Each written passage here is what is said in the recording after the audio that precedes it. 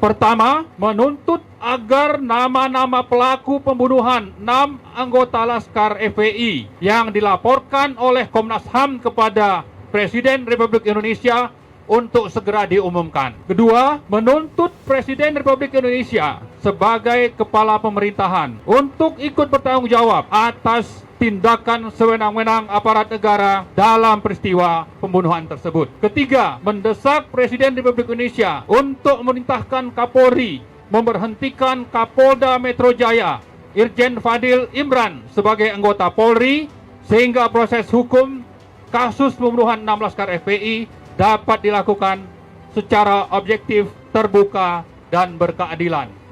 4. Mendesak Dewan Perwakilan Rakyat Indonesia untuk membentuk panitia khusus atau pansus guna menyelidiki kasus pembunuhan dan pembantaian 6 Laskar FPI yang diduga kuat bukan sekadar pembunuhan biasa tetapi terkait dengan persoalan politik kekuasaan.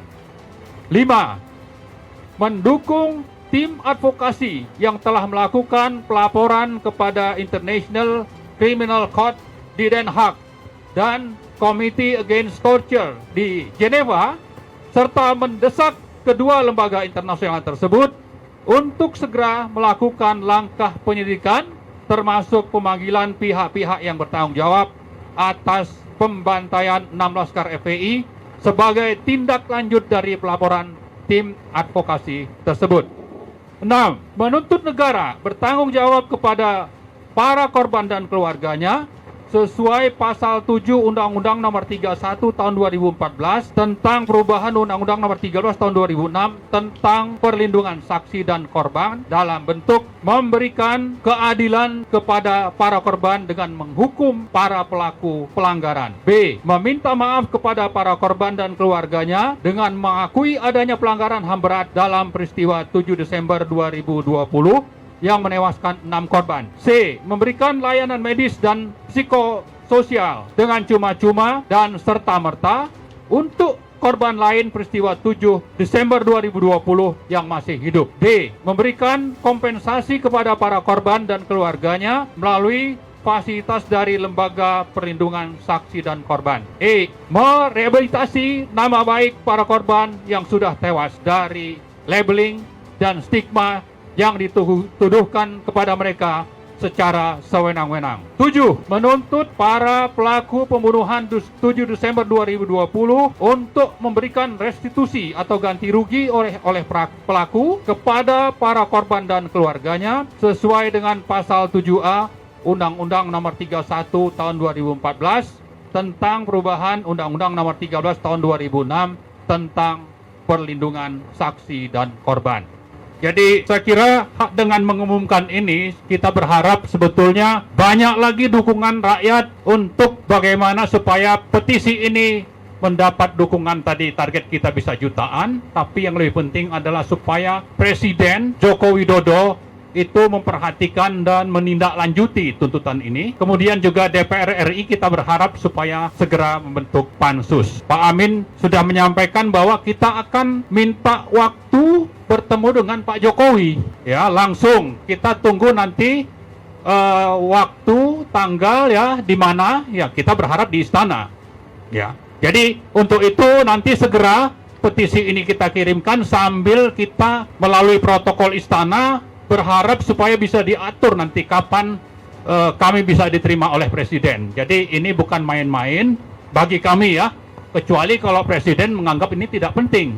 Tapi kami ingatkan bahwa nanti ini rakyat akan terus bersuara supaya Presiden mulai sekarang itu mendengarkan apa yang menjadi aspirasi rakyat ini.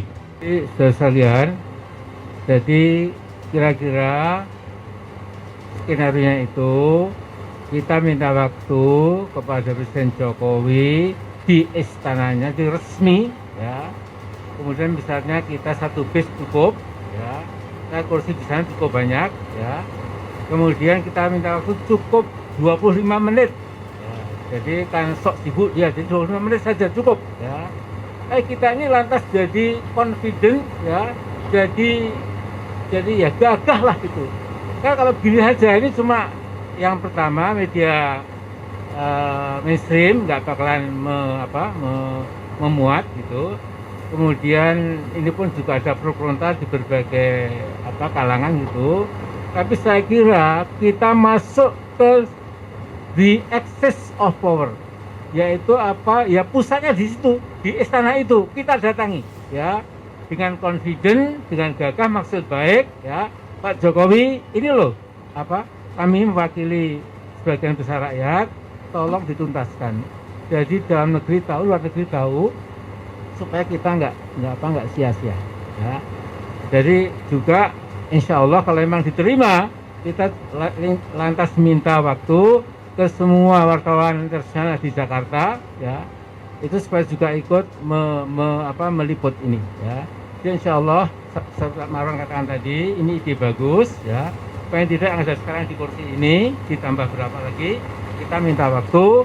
Jadi kita gagah ya, kita on equal footing, kita sama, duduk sama, beri sama tinggi dengan presiden itu, kita rakyat. Jadi jangan merasa kita kecil, jangan ya. Memangnya siapa dia? Karena dia juga siapa memang kita ini ya, sama-sama ya. Saya kira itu, yang lain mengatur. Jadi insya Allah Jelaskan. tadi ada kesepakatan bahwa tim pengawal peristiwa pembunuhan TP3 Antasari FPI akan segera menulis surat resmi ke istana minta waktu pada Pak Presiden Jokowi, harinya, tanggalnya, jamnya terserah istana ya. Kemudian maksimal 25 sampai 30 menit gitu, supaya hal yang sebesar ini tidak lewat begitu saja. Dan memang penanggung jawab negeri ini adalah presiden, beliau lurah Indonesia. Nah ini rakyatnya saya kira sama, punya hak ya. Jadi presiden dengan rakyat itu duduk sama rendah, berdiri sama tinggi ya. Kemudian kita minta waktu. Kalau sampai tidak diberi waktu, kita buat lagi permintaan. Dan setelah itu nanti baru kita ngambil langkah-langkah yang lain. Jadi Pak Jokowi jangan khawatir, kita tetap sopan, kita tetap etis, kita tetap estetis ya. Kita dididik oleh agama kita untuk selalu menghargai orang, apalagi Anda presiden. Jadi minta waktu deh ya. Jadi kalau serombongan artis saja bisa, maka kita tentu juga harus bisa. Ya Pak, ada terakhir, ada ide kalau misalnya kita berdiri mengajak Pak Jokowi untuk bersama-sama, seperti 212 itu kan bersama-sama untuk melawan kezaliman itu gitu. Jadi Pak Jokowi menjadi bagian dari TP3 ini gitu. Gimana Ya, Pak? syukur kalau mau ya. Syukur kalau mau ya. Allah, ya. Mudah-mudahan Pak Jokowi ya, I still trust you to some extent ya. Terima kasih. Ya.